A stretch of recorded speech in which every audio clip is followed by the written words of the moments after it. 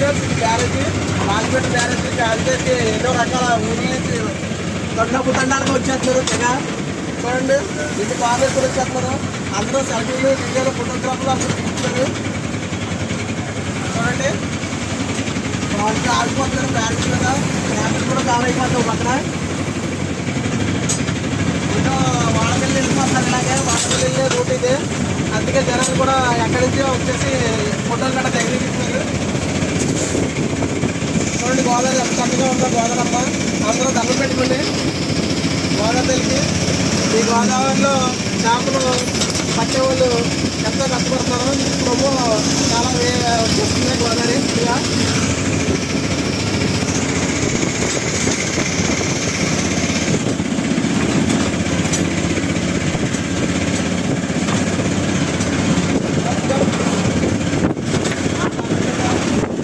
Hi friends, ఇప్పుడు మనం Godavari beach వచ్చాము. చూడండి ఇక్కడ ఇదే రాజమండ్రిలో గోదావరి బీచ్.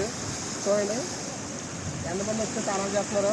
గోదావరి దగ్గర బీచ్ అందరూ జనాలు తొండపు తండాలుగా వచ్చేస్తున్నారు తెగ. ఎక్కడ లేని జనాలు వచ్చేస్తున్నారు ఈ గోదావరిలో స్నానం చేస్తానికి. చూడండి ఫ్రెండ్స్ ఎంత చక్కగా ఉందో. ధవళేశ్వరం దగ్గర బ్యారేజ్ ఇది. బ్యారేజ్ పక్కనే బీచ్ కింద ఉంది ఇసుక మొత్తం. ఇది ఇసుక రేపు అలలు గట్రా వస్తాయి సముద్రం అలలాగా.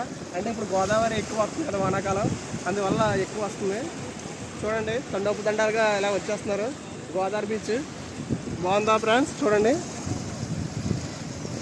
ఎంత జనం ఉన్నారు. అందరూ స్నానాలు గట్రా చేస్తున్నారు బీచ్లోను. కానీ తెలియని విషయం ఏంటంటే అందరికీ ఓపులు ఉంటాయి, జాగ్రత్తగా చెయ్యాలా స్నానాలు. ఒక దగ్గర ఓపు ఉంటుంది, ఓపు ఉంటే మునిగిపోతారు. ఓపుల్లోనూ చూసుకొని చేయమని చెప్పండి ఫ్రెండ్స్.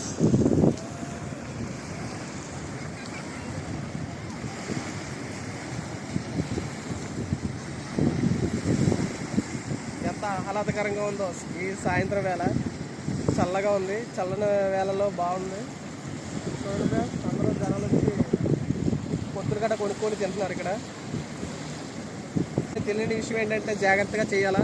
ఓబులు ఉన్నాయి చూసుకుంటే మా చిన్నప్పుడు మా చిన్నప్పుడు ఒక రాయి తీసుకొని తప్పు కడుతున్నా ఇలా వేసేవాళ్ళము, మళ్ళీ జరిపించేవి. ఇప్పుడు అలా ట్రై చేస్తున్నాను. ఎక్కడ రాయి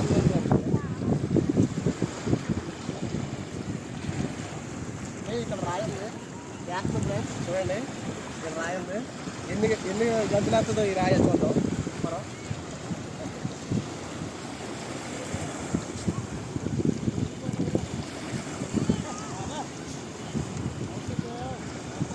బాగా వేసింది. 3 గంటలు 4 గంటలు వేసింది, బాగా వేసింది. కానీ ఇక్కడ రాళ్ళు ఏమి దొరకట్లేదు, అంతా ఇసుక కనబడుతుంది. ఇలా చిన్నప్పటి నుంచి ఇలా ఆడుకోవడం గోదావరి దగ్గరికి వచ్చి మాకు అలవాటు అయిపోయింది.